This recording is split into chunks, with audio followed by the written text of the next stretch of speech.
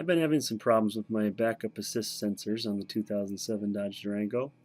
So here we're going to take a look at it and show you how I fixed it. Here I am starting the Durango. You'll see on the message display we get the Service Park Assist System error message on the console. So let's take a look and see what the problem might be. So here on the back you'll see there are 4 sensors on the rear bumper, pointing them out there. I suspected that probably one of these sensors was either bad or not connected, so let's take a look and see what the problem might be. So here is one of the sensors that's properly connected, just to show you what it's supposed to look like. This one was not the problem, but we went one by one, and sure enough I found one that was disconnected. So I started trying to just reconnect it and realized pretty quickly that it's actually broken and not simply disconnected. So this is going to require that we remove the sensor and purchase a new one. So here I am disconnecting the clips from the sensor. It's just pushed in and connected by 2 clips, and then I'm going to push it out from the outside. It's going to pop right out, and there it is.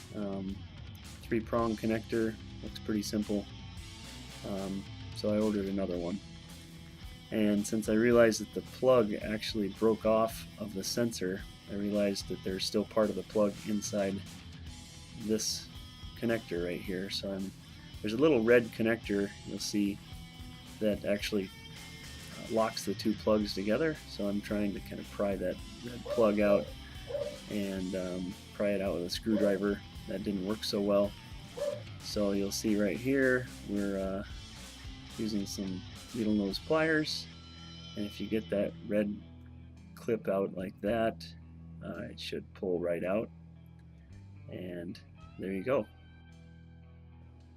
So now the plug is ready to plug into a new sensor. So I ordered this online.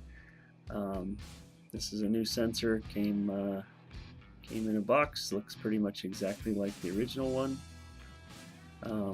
So now it's just a matter of plugging this thing in and see if it works. I didn't show you my video of plugging it back in, but it's pretty simple. Just plug it back in the way you unplugged it, and then that sensor pushes in. Make sure it's locked in with those 2 clips. That's important, or else it might not work. And as you'll see here, I'm starting it up, and there is no error message. So it is fixed. Pretty simple fix, only cost about 25-30 bucks, something like that. It could certainly be other things. I think there's a module that can go bad as well, but the most likely scenario, if yours is not working, is that something's not connected, or maybe one of these sensors is bad. So thanks for watching.